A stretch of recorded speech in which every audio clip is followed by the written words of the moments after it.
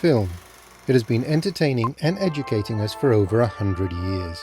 It is as natural as light itself. The year of our Lord, 1938, violence against the Jews. This is a scene from the movie Kezon's Game, where I use the medium as a hook throughout the movie. Can you believe both America and Canada turned them away?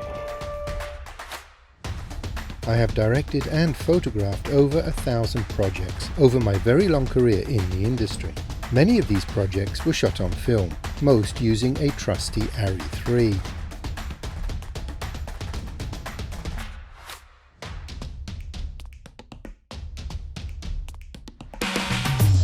But this ad, shot at the birth of the data industry, was shot using Red's first production camera, the Red 1, and the result was a commercial that looked and felt the same as if I shot it on film. New Nesty Fit with alcohol. This ad was shot around the same time using Kodak 35mm film. There is no discernible difference to the look or the quality. So how can you get your data projects to look like film? And why does data not look like film in the first place? It may not be what you think. First, we need to know why film looks so natural. This is the view a cinematographer sees when looking through the eyepiece of a film camera. The light from the lens is projected onto the ground glass. However, the image is not constant. It flickers. This is very important and is the reason why film looks so natural. As the film is pulled down, the shutter rotates, cutting off the light during the view phase and exposing the film during the gate phase. When the camera hits speed, the film in the gate appears to be static, as we cannot see the pull down. The result is a string of 24 still pictures every second. This is the fundamental technology behind film. Electric scanning television uses a different process to create continuous motion. A cathode ray tube fired electrons at a glass screen. The tube fired in a scanning formation from top right of screen to bottom left, like this. When the scan of one frame was complete, it would fly back to top right and start the scan again. The gun would fire, aimed by a powerful coiled magnetic yoke, and the picture would be scanned along every alternate line in a 30th of a second. The first completed scan is known as Field A. The gun flies back and starts scanning again, but this time it scans all the lines it missed on the first field. This second scan is known as Field B. You can see the difference as I flick from Field A to Field B. Thus, smooth motion was achieved by flashing the two fields either side of the blanking flyback. When the two fields ran at speed, the eye merged the two fields and the picture appears to be a single scan, forming a single frame. However, there is a subtle difference between video and film. Film flashes the same frame twice. Video scans the second field a 50th of a second after the first field. If I flick between the two fields, you can see that the actor has moved very slightly. This creates a more continuous flow of action. Now you would think this would make a better image, as film has half the amount of motion information as the video, but it doesn't. Both formats use an optical illusion to create movement, but both systems are using a different optical illusion. Thus, they look different. Film, with its limited motion information, does not look as sharp as video, but it has more depth. Film images appear more realistic. Video, although appearing sharper, looks flat and electronic. This is not the result of the recording medium. It is the result of how we process the illusion of motion in our brains. So how do we make scanning video look like film? We need to change the optical illusion it uses to create a constant flow of motion. Data cameras are fundamentally video cameras, but they record on a data device instead of a videotape device. Data cameras still scan the image. The upper and lower field systems of NTSC and PAL are over 50 years old, and were the only way there was at the time to scan a frame in a 25th of a second. Today we can scan much larger entire frames in a fraction of that time.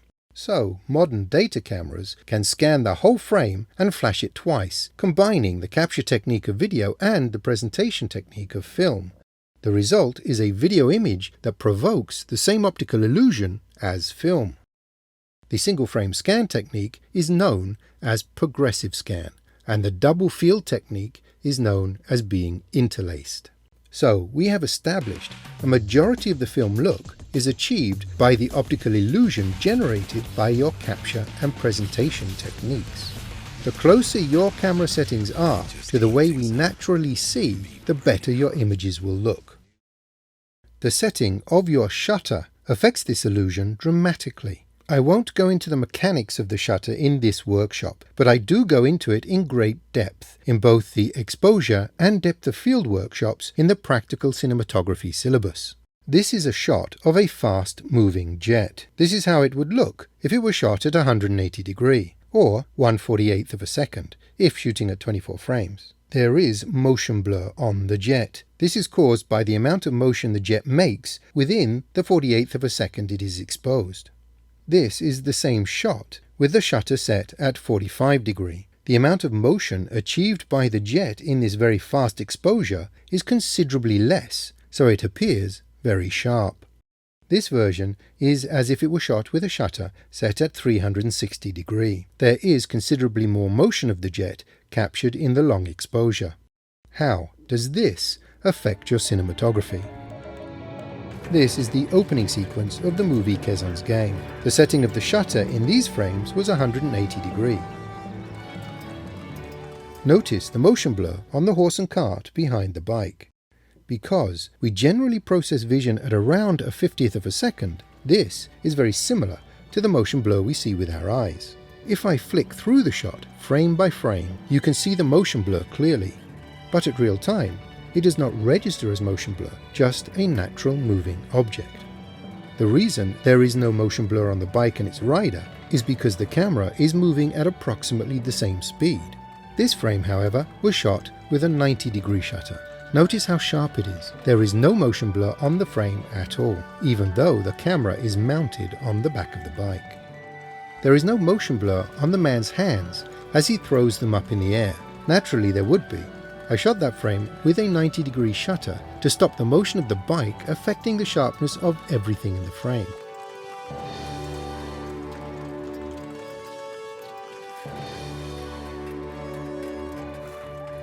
For this frame, I am back to 180 degree. Notice the motion blur of the foreground plants?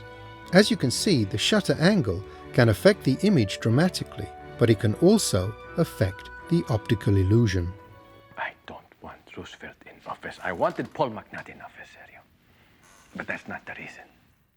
This is a very important scene in the movie. I hate this scene because of the look. Due to the limitations to the shooting day, I shot this frame in very low light. All the other scenes shot on this day were night, so I was working with only a 20 amp breaker. This was fine for the night shots we had planned for the day's shoot, but when I was told I had to squeeze in this day scene due to scheduling issues with one of the actors, I had to make do with the night lighting setup I had, so I shot it with a 360-degree shutter to get a day-like exposure. It worked okay and looks somewhat like day, but that is not the reason I hate the look of this scene.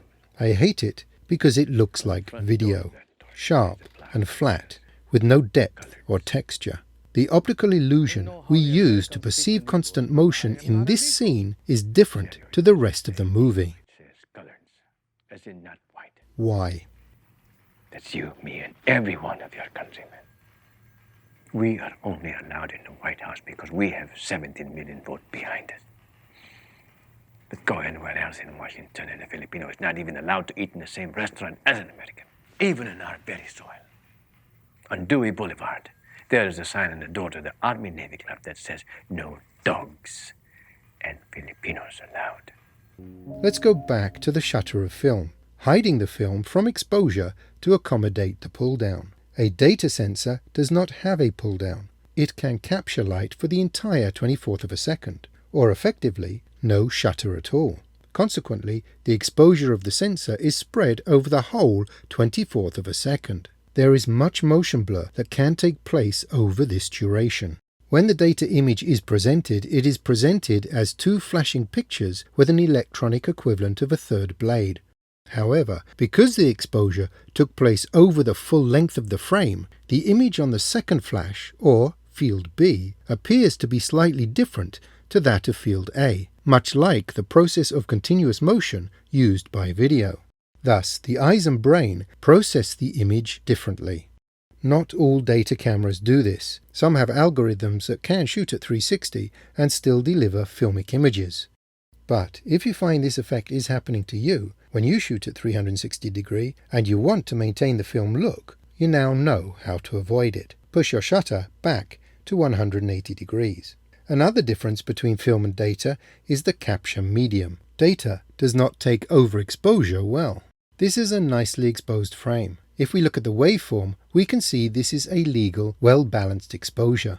I do study the waveform as well as other exposure tools in great depth in the set of exposure workshops. I recommend you watch these. It explains a lot. Our blacks are sitting nicely above 0 IRE. Anything below this point will not capture any detail at all, and it will appear a solid, hard-edged mass. The highlights sit nicely just below 100 IRE. This exposure will look very filmic on screen. This exposure, although looking nice, is illegal and will not look filmic on screen. Notice on the waveform the highlights have clipped way up over 100 IRE, capturing light sources like street lights, car headlights, bright windows in dark interiors all pose illegality issues with data sensors. If we go back to the legal exposure and grade it down, you can see there is plenty of latitude and detail. We can even see the shape of the bulb, and it all looks quite filmic.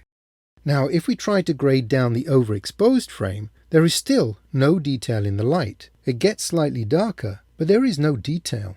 The edges are sharp and electronic looking. Try not to overexpose data, as it does not hold detail the same way that film does. Another characteristic of film that is not common to data sensors is halation, that soft spreading of highlights at its edges. Some directors and cinematographers don't like halation and actively take precautions to avoid it, but personally I like halation and often use equipment to deliberately capture it. This is film emulsion seen through a microscope. These crystal shapes are silver haloid crystals. They are activated by light. The crystals are random and fluid in the emulsion. They gather and cluster around the higher exposed portions of the film. Data sensors are made with fixed pixels. There is no fluidity to a pixel sensor, so subtly random texture and graduation are harder characteristics to achieve with a sensor. But halation is not only captured by the medium alone. It can also originate from the lens.